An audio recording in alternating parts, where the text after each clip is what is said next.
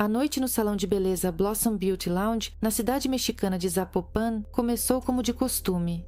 A dona do salão, Valéria Marques, de 23 anos, uma blogueira popular e empreendedora, estava fazendo uma transmissão ao vivo na qual falava sobre novidades da indústria da beleza e interagia com seus seguidores. Mas, de repente, o ambiente habitual foi tomado por uma sensação de inquietação.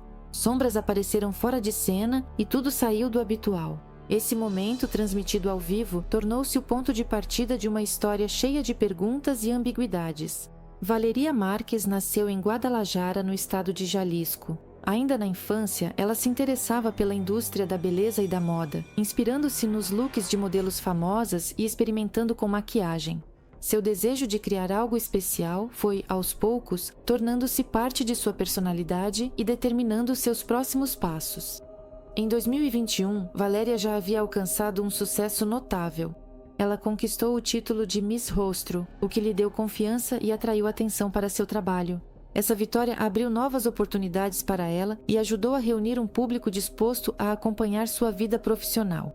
Cheia de ambição e determinação, Valeria decidiu que não queria apenas trabalhar na indústria da beleza, mas também contribuir com algo próprio para ela. Assim nasceu seu salão de beleza, não apenas um local de prestação de serviços, mas um espaço onde suas ideias ganhavam vida. Ali, ela unia sua paixão por maquiagem e cuidados pessoais ao desejo de proporcionar às pessoas mais confiança em sua própria beleza. O salão para Valéria tornou-se não apenas um local de trabalho com clientes. Ela era muito ativa nas redes sociais, contando aos seguidores sobre seu trabalho e compartilhando experiências pessoais. Ela gravava vídeos curtos, mostrava novos produtos de maquiagem e cuidados com os cabelos, além de falar sobre o dia a dia. Suas páginas rapidamente se tornaram populares. O número de seguidores chegava a quase 200 mil. Em cada postagem, Valéria procurava falar de forma sincera e simples, contando sobre seus sucessos e fracassos. Isso a tornava mais próxima das pessoas. Ela era vista não apenas como uma profissional, mas também como alguém que transformou sua paixão em trabalho. Ela compartilhava suas descobertas e dicas, quais produtos escolher, o que evitar e como alcançar o resultado desejado. Aos 23 anos, Valeria já era considerada uma figura de destaque no mundo do conteúdo de beleza e um exemplo para muitos. Seu nome era associado à confiança e perseverança. Mas por trás disso havia um grande trabalho diário, que exigia paciência e a capacidade de seguir em frente, apesar das dificuldades. Todos os dias ela começava em seu salão, atendia clientes, gravava vídeos curtos e respondia às perguntas dos seguidores. No dia 13 de maio de 2025, a manhã no salão seguia como de costume. Os clientes vinham em busca de serviços e os funcionários cuidavam de suas tarefas. Ninguém poderia imaginar que aquele dia mudaria tudo em poucas horas. Na segunda metade do dia, 2 homens chegaram ao salão de moto. Um deles escondia o rosto e segurava um embrulho. Eles se apresentaram como entregadores e disseram que trouxeram um presente para Valéria. Os funcionários sugeriram receber o embrulho e depois entregá-lo a Valéria, mas o entregador insistiu em entregar pessoalmente. Isso deixou os funcionários desconfiados, mas ao saberem que Valéria ainda não havia chegado, os homens saíram rapidamente sem deixar nada. Quando Valéria chegou ao salão mais tarde, contaram a ela sobre a visita estranha. Ela imediatamente ficou desconfiada. Não entendia por que pessoas desconhecidas tentaram lhe entregar um presente escondendo seus rostos. Suas palavras naquele momento transmitiam preocupação. Ela não conseguia encontrar uma explicação para esse ato e tentava convencer a si mesma de que talvez fosse apenas uma estranha coincidência. No entanto, Valéria não permitiu que sua preocupação transparecesse diante dos clientes. Ela se concentrou no trabalho e logo decidiu que a melhor maneira de se distrair era entrar ao vivo novamente. Ela abriu o TikTok e começou a conversar com os seguidores, contando a eles sobre novidades e planos para o desenvolvimento do salão. Durante a transmissão, Valéria estava calma e simpática. Ela mostrava novos produtos, falava sobre eles e compartilhava suas ideias. Havia muitas perguntas no chat. Os seguidores curtiam ativamente e escreviam palavras de apoio. Pessoas de diferentes cidades pediam conselhos e Valéria se esforçava para manter o sorriso e não demonstrar que estava preocupada com os pensamentos sobre a recente visita do entregador. Assim chegava ao fim o primeiro trecho desse dia difícil. Por fora, tudo parecia calmo. Trabalho, interação ao vivo, clientes. Mas, ao que tudo indica, Valéria já sentia uma inquietação que tentava esconder de todos. Na noite de 13 de maio, por volta das 18h30, 2 homens se aproximaram novamente do salão. Naquele momento, Valéria estava dentro do salão e fazia uma transmissão ao vivo, contando aos seguidores sobre novas ideias de coloração e produtos para cuidados com os cabelos. Sua voz soava confiante, ela sorria e respondia tranquilamente às perguntas. Nenhum dos funcionários ou clientes do salão prestou atenção nos 2 homens que estavam parados na entrada. Um deles segurava uma motocicleta, enquanto o outro olhava ao redor, como se estivesse esperando por alguém. Valéria continuava a transmissão ao vivo e o número de espectadores aumentava. O telefone estava montado em um tripé e filmava tudo o que acontecia. Em determinado momento, um dos homens abriu rapidamente a porta e entrou. Seu rosto estava coberto por uma máscara. Ele foi direto em direção a Valéria, sem hesitar. A garota continuava olhando para o telefone, mas quando levantou os olhos, viu o homem à sua frente. Ele perguntou rapidamente: "Você é a Valéria?" Ela ficou paralisada por um segundo, depois assentiu e disse: "Sim." A partir dessas palavras, como posteriormente determinaram os investigadores, começou o momento mais trágico daquela noite. O homem sacou uma arma e atirou imediatamente. 2 tiros altos foram disparados. Primeiro um, depois o outro. Para um ambiente pequeno foi extremamente alto. Fez-se silêncio e Valéria já não se movia. As balas atingiram seu peito e cabeça, e ela perdeu a consciência imediatamente. Os funcionários do salão foram testemunhas do que estava acontecendo. No início, todos ficaram paralisados, sem saber o que fazer. Uma das funcionárias, Érica, rapidamente foi até o telefone, onde a transmissão ainda estava acontecendo, e desligou a transmissão. As ações dela levantaram muitas perguntas. Por que ela fez isso de forma tão calma e sem emoção? Mas naquela hora, ninguém teve tempo de perguntar, porque todos estavam em choque. As mulheres que aguardavam o seu procedimento começaram a gritar. Algumas cobriram o rosto com as mãos, outras pularam e recuaram. As funcionárias do salão ficaram confusas, sem saber o que fazer. Uma delas tentou verificar se Valéria ainda respirava, mas ficou claro imediatamente, ela já estava morta. O salão ficou tomado por um silêncio, no qual só se ouviam passos e soluços contidos. Alguns minutos depois, uma das funcionárias ligou para a ambulância e outra para a polícia. Essas ligações foram as primeiras comunicações oficiais sobre o ocorrido. Mas o tempo em que ainda era possível salvar Valéria já havia passado. Ela estava deitada no chão, sem sinais de vida, e ao seu redor estavam aqueles que ainda não conseguiam acreditar que tudo aquilo estava realmente acontecendo. Os seguidores que assistiam à transmissão ao vivo também se tornaram testemunhas da tragédia. Eles escreviam palavras de apoio, tentando entender o que havia acontecido. A princípio, muitos pensaram que era uma pegadinha ou uma encenação, mas logo ficou claro, era a realidade. Capturas de tela e imagens da transmissão começaram a aparecer nas redes sociais e nos feeds de notícias. O homem que entrou no salão desapareceu tão rapidamente quanto apareceu.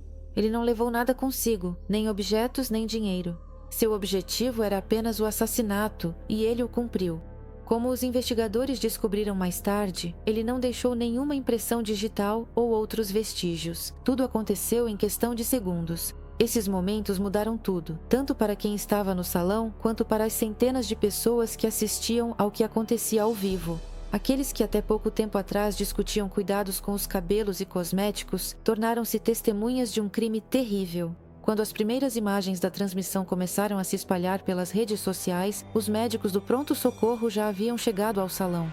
Eles foram chamados imediatamente após o ataque, mas apenas puderam constatar a morte de Valéria. Os médicos confirmaram: a jovem morreu devido a ferimentos de bala no peito e na cabeça. Essa informação rapidamente se espalhou pelos canais de notícias. Em seguida, a polícia chegou ao salão. Eles interrogaram todas as testemunhas, recolheram as gravações das câmeras de segurança e registraram tudo o que havia acontecido. O salão foi isolado. Ninguém era autorizado a entrar lá. Na entrada, reuniram-se transeuntes tentando entender o que havia acontecido lá dentro. Qualquer nova informação se espalhava instantaneamente, atraindo ainda mais a atenção das pessoas. Ao mesmo tempo, a família de Valéria recebeu a terrível notícia. Segundo dados oficiais, foram os próprios policiais que informaram os familiares. A mãe da jovem foi uma das primeiras a chegar ao salão. Ela foi recebida por agentes das forças de segurança, que lhe explicaram o que havia acontecido. Ela encontrou o salão, onde sua filha trabalhava até recentemente, isolado. Lá dentro, restavam apenas os investigadores e o corpo de Valéria. Testemunhas relataram que a mãe de Valéria não conseguiu conter as lágrimas ao ver que sua filha não estava mais viva. Esses momentos, que normalmente ficam fora das câmeras, desta vez se tornaram parte da memória coletiva. As redes sociais se encheram de comentários de compaixão, palavras de apoio vinham de todos os lados, mas ninguém podia mudar o que havia acontecido. Em breve, o corpo de Valéria foi enviado ao Instituto de Medicina Legal para a realização dos procedimentos necessários. Essa ação não exigia o consentimento da família, pois a morte era tratada como homicídio e fazia parte de um processo criminal. Ao mesmo tempo, na internet continuavam a surgir suposições e teorias sobre o ocorrido. Mas para a família de Valéria, tudo isso já não fazia sentido. Eles perderam uma filha que, até ontem, recebia o novo dia com um sorriso. Após o crime, os investigadores imediatamente notaram a ausência de quaisquer sinais de roubo. Isso reforçou a versão de que o objetivo do ataque era justamente a vida da jovem e não seus bens ou dinheiro. Os homens que entraram no salão não tentaram pegar objetos de valor nem revistar o local. Suas ações pareciam claramente planejadas: encontrar Valéria e atirar sem conversas desnecessárias.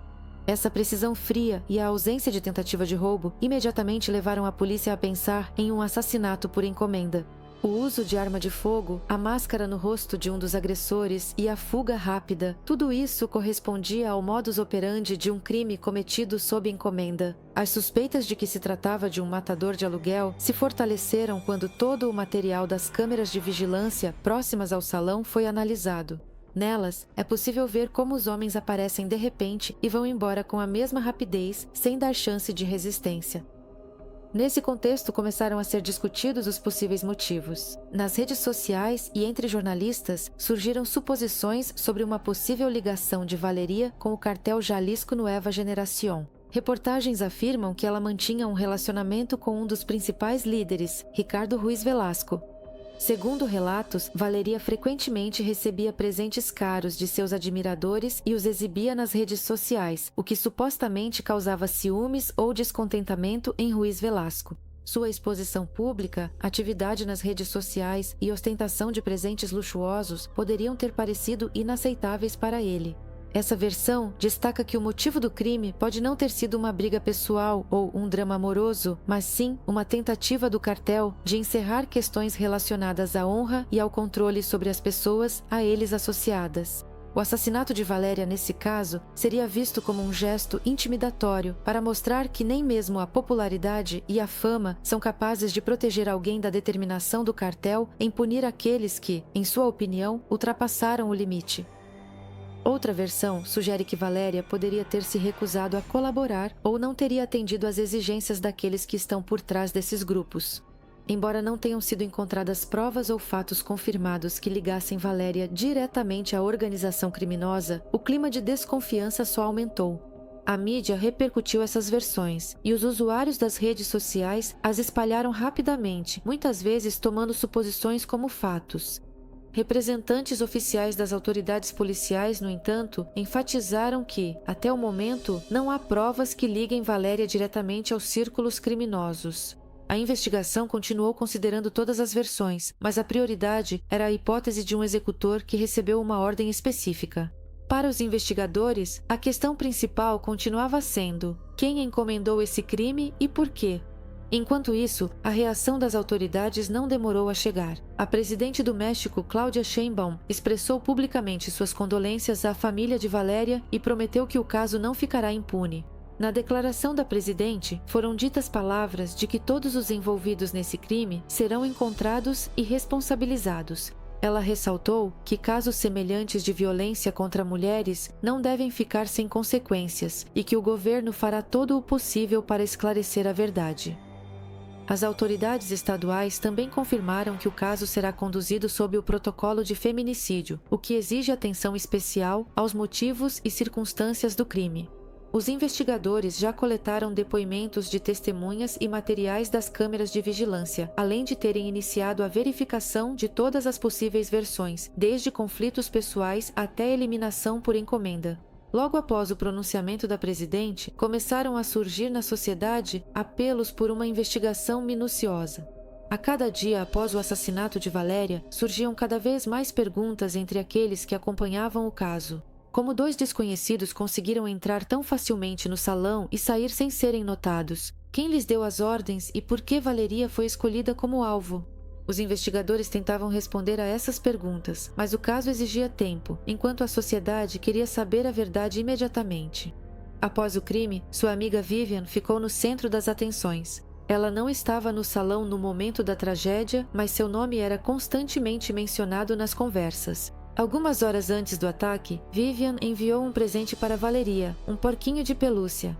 Suas mensagens no chat convenceram Valéria a permanecer no salão, prometendo que ela receberia mais uma surpresa. Essas insistentes tentativas de convencimento levantaram questões entre todos que conheciam as circunstâncias das últimas horas de Valéria. Quando os dois homens voltaram pela segunda vez, foi justamente nesse momento que Vivian continuava mandando mensagens para Valéria, pedindo que ela não fosse embora. Para muitos, isso parecia suspeito. Nas redes sociais, imediatamente surgiram teorias de que Vivian poderia saber o que exatamente iria acontecer, ou pelo menos suspeitava que havia algo mais por trás desse presente.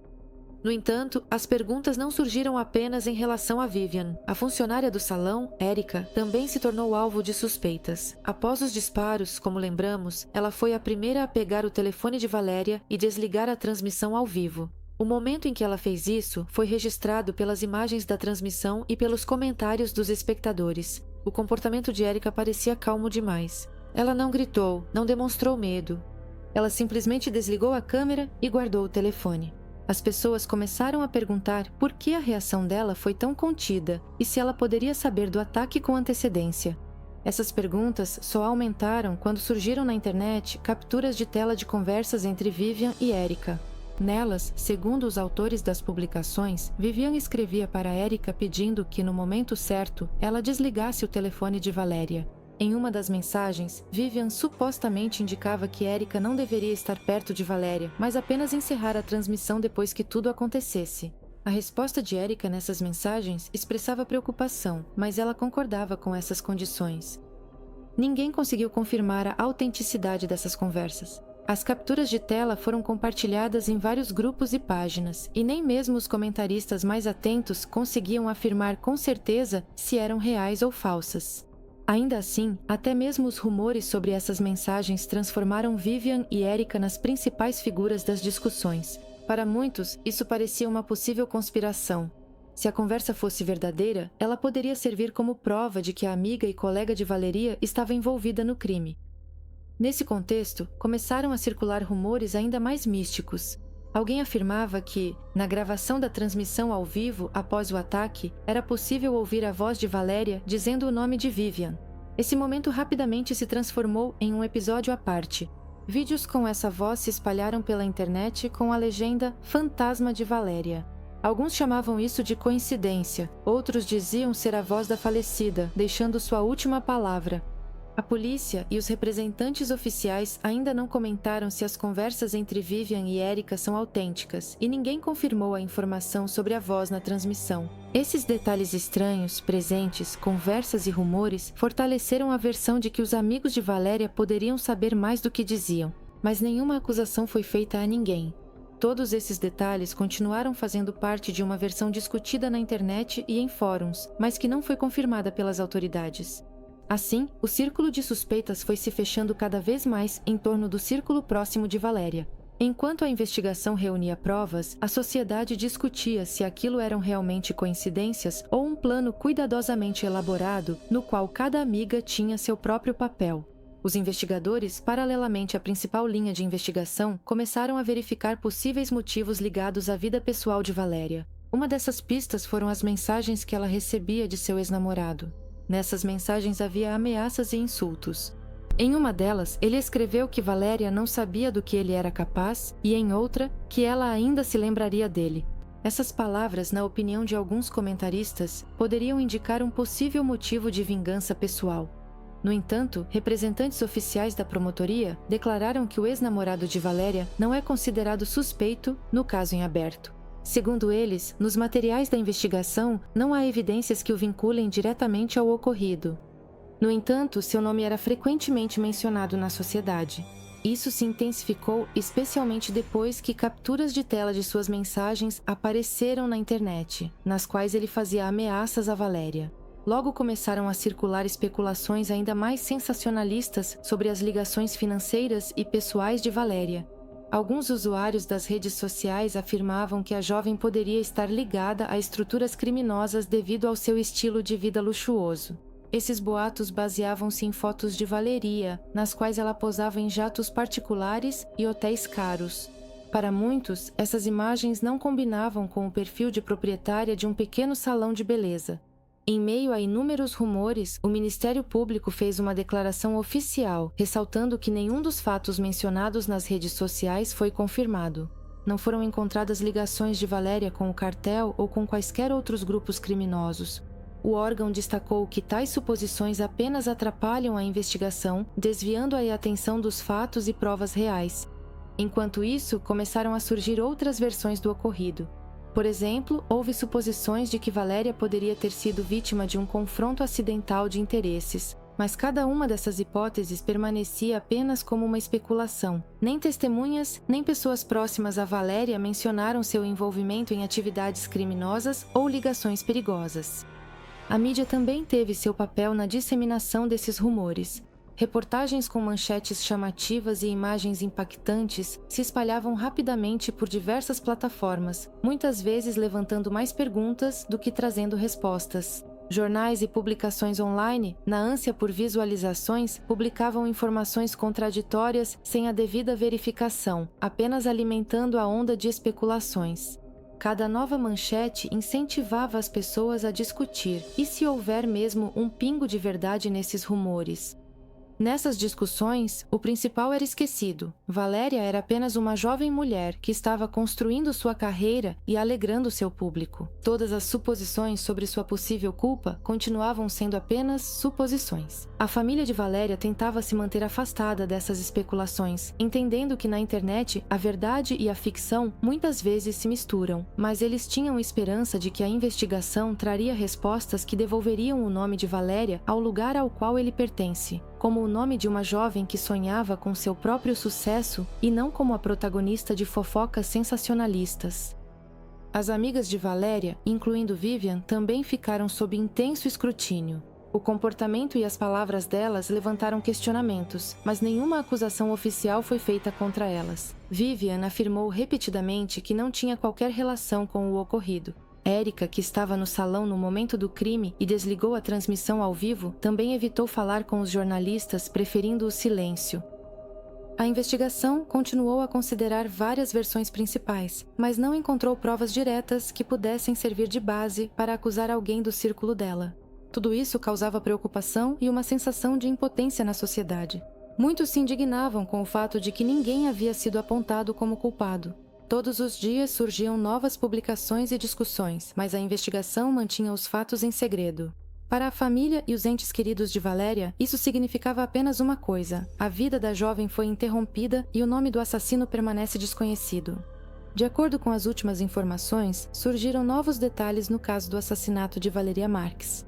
Uma mulher que afirma ter testemunhado o ataque fez uma declaração contundente, acusando a funcionária do salão, Érica. Segundo essa suposta testemunha, que se identificou como Paola e teme por sua segurança, quem atirou naquele dia não foi o entregador, mas sim Érica, a esteticista do salão de beleza.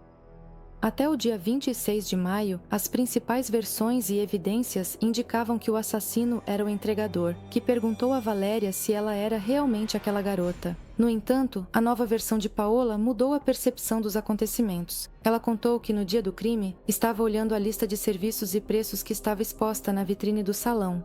Nesse momento, um entregador se aproximou da entrada, perguntou a Valéria se era ela quem ele procurava e, em seguida, começou a tirar algo da mochila. Segundo a testemunha, foi então que Érica, que estava dentro do estabelecimento, sacou uma arma e começou a atirar. No entanto, dados oficiais coletados pela polícia indicam que 2 homens chegaram ao salão de moto, e foi um deles quem cometeu o crime. Quanto à própria Érica, seu advogado afirmou em entrevistas recentes que sua cliente é completamente inocente. Ele ressaltou que Érica não tem qualquer relação com o crime e estava no salão apenas a trabalho. O advogado também destacou que Érica decidiu encerrar a transmissão ao vivo em memória de Valéria, para que sua última imagem não fosse associada ao momento da tragédia. Ao mesmo tempo, Érica está cooperando com a polícia, mas nega ter dado qualquer depoimento verbal sobre o suposto criminoso. O governador do estado declarou que as gravações das câmeras de vigilância já foram analisadas e que a polícia possui informações sobre como e para onde os agressores fugiram.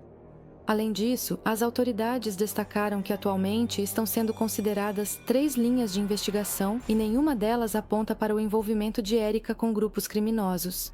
As circunstâncias do crime continuam sendo objeto de uma análise minuciosa e as questões sobre quem exatamente atirou em Valéria Marques ainda permanecem sem uma resposta definitiva.